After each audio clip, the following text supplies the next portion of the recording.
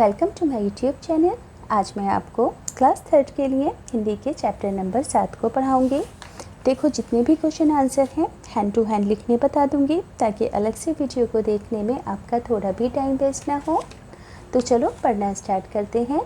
Book के page number 56 पर chapter number 7 है और इस चैप्टर का नाम है मित्र को पत्र। तो बच्चों, ये जो चैप्टर है ना, एक पत्र के रूप में आपके कोर्स में आपके चैप्टर के अंदर शामिल किया गया है। तो ये जो पत्र है ना, रूपम ने अभिषेक को लिखा है। किसको लिखा गया है ये पत्र? अभिषेक को लिखा है और उसके दोस्त का नाम है रूपम। रूपम ने अभिषेक को ये पत्र लिखा है जब वो गर्मी की छुट्टियां बिताने के लिए अपनी नानी के घर गुवाहाटी जाता है। तो जैसे जैसे पढ़ोगे समझ आता जाएगा। पहले लिखा है, प्रिय मित्र अभिषेक, नमस्ते। आशा है कि तुम और परिवार में सभी सकुशल यानी कि ठीक ठाक होगे और गर्मी की छुट्टियों का आनंद यानी कि मज़ा ले रहे होगे। मैं अपनी छुट्टियां मनाने के लिए अपनी नानी के घर गुवाहाटी आया हुआ हूँ। गुवाहाटी भारत के पूर्व और उत्तर, देखो जैसे कि भारत का ऊपर की साइड का मैप होता है ना, इधर उत्तर होता है, इधर पूर्व होता है। तो गुवाहाटी पूर्व उत्तर का एक प्रदेश है। ये बहुत सुंदर है ना। गुवाहाटी भारत के पूर्व उत्तर प्रदेशों का प्रवेश द्वार कहलाता है। क्या कहलाता है? गुवाहाटी पूर्व उत्तर के जितने भी प्रदेश हैं उनका प्रवेश द्वार यानी कि उनका गेट कहलाता है। ये एक बहुत सुंदर और विशाल महानगर है यानी कि बहुत बड़ी मेट्रो सिटी है जो ब्रह्मपुत्र नदी के तट पर स्थित है। कहाँ पर गुवाहाटी स्थित है बच्चों? ब्रह्मपुत्र नदी के तट पर स्थित है। अब आगे रूपम अभिषेक को बताता है कि तुम्हें ये जानकर आश्चर्य होगा कि ब्रह्मपुत्र नदी बहुत विशाल है और ये इतनी बड़ी है कि इसमें एक बहुत बड़ा आइलैंड भी है और इस आइलैंड का नाम माजुली है। देखो बच्चों, आइलैंड क्या होता है? चारों तरफ पानी होता है ना, और पानी के बीचम बीच ना ऐसी खाली ज़मीन होती है। तो ये बहुत बड़ी ज़मीन होती है, इसमें पेड़ पौधे जानवर सभी होते हैं। तो इस नदी के अंदर एक बहुत बड़ा आइलैंड भी है जिसे हिंदी में द्वीप कहते हैं। ये नदी में स्थित भारत का सबसे बड़ा यानी कि सबसे विशाल द्वीप कहलाता है। भारत में इससे बड़ा द्वीप और कोई नहीं है। माजुली में असम के विश्व प्रसिद्ध यानी कि दुनिया भर में प्रसिद्ध वैष्णव मठ सत्र में हमने सत्रीय नृत्य भी देखा था। क्या देखा था उन्होंने वहाँ पर? सत्रीय नृत्य देखा था।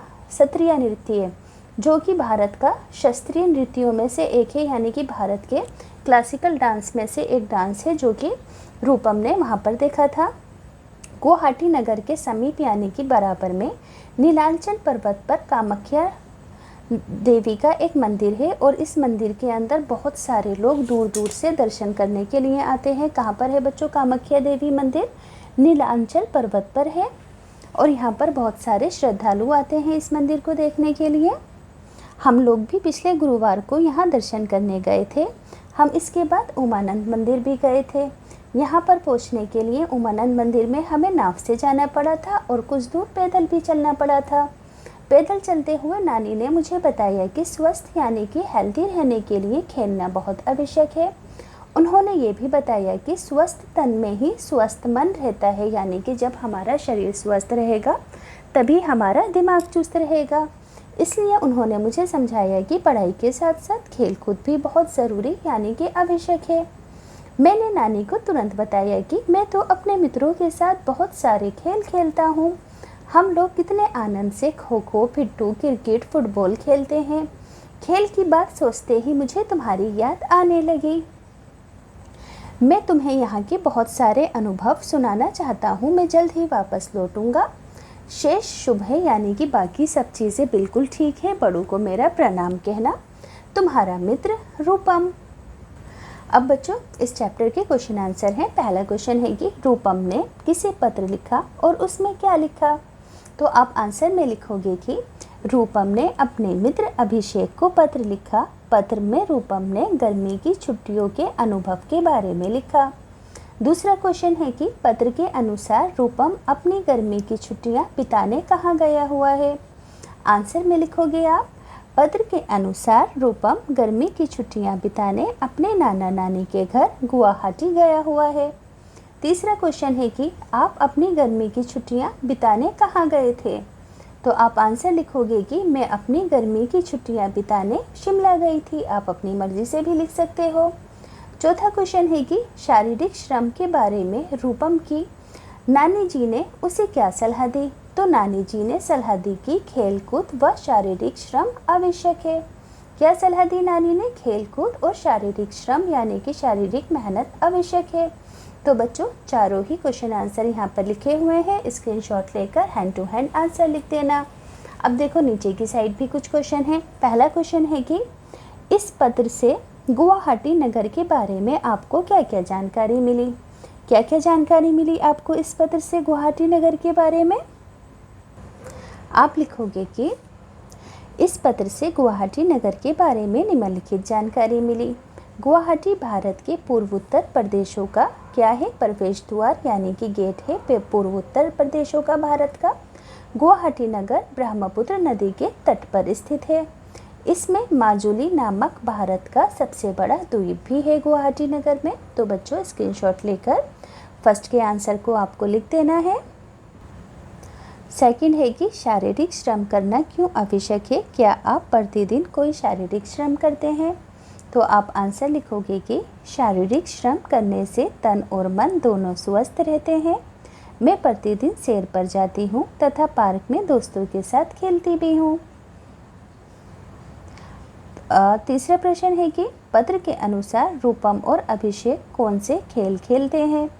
तो आप लिखोगे तीसरा आंसर कि रूपम और अभिषेक खो खो, पिट्ठू, क्रिकेट और फुटबॉल खेलते हैं। चौथा क्वेश्चन है कि आपको कौन सा खेल खेलना पसंद है? तो हम लिखेंगे कि फुटबॉल, क्रिकेट, कबड्डी, लूडो तथा लुका छिपी आदि खेल पसंद है। तो बच्चों स्क्रीनशॉट लेकर सभी आंसर लिख देना। पांचवे का आंसर यहाँ पर नीचे की साइड है। सॉरी, पहले का आंसर इसका ये रहा। अब देखो यहाँ पर एक वर्ग पहली है। यहाँ पर देखो बहुत सारे गेमों के नाम हैं जैसे कि gilli danda, kho kho, football, cricket, volleyball, पिट्ठू, हॉकी। तो आपको इसे हूबहू अपनी बुक के अंदर अपने आप फिल कर लेना है। आगे इन सभी जो गेम पज़ल के अंदर आए थे उन सभी के यहाँ पर नाम लिखने हैं जैसे कि क्रिकेट, फुटबॉल, पिट्ठू, गिल्ली डंडा, वॉलीबॉल, खो खो और आदि जो अभी आपने पज़ल में देखे थे, ये वही सब नाम यहाँ पर भी आपको लिखने हैं। क्या आपके घर अथवा विद्यालय में कोई अन्य भी खेल खेले जाते हैं? उनके नाम आप नीचे लिख दो। इन गेमों के अलावा जैसे कि लूडो, साइकिल रेस, तैराकी, जूडो, पतंगबाजी, है ना, आप अपनी मर्ज़ी से लिख सकते हो। अब आगे है, पत्र में त्रा तथा श्रा संयुक्त अक्षरों का प्रयोग हुआ है। त्रा संयुक्त अक्षर ता और रा के मेल से बना है यानी कि ता के साथ आधा रा है। इसी तरीके से शाह है ना, शाह से शलजम वाला शाह, तो शाह के साथ यहाँ पर है ना रा बना हुआ है। तो ये दोनों क्या है? संयुक्त यानी कि मिले जुले अक्षर हैं। त्रा के अंदर ता जमा रा होता है और श्रा के अंदर शा जमा रा होता है। आगे बच्चों त्रा वाले शब्द लिखने हैं जैसे कि मित्र, पत्र, चित्र, नेत्र और क्षेत्र।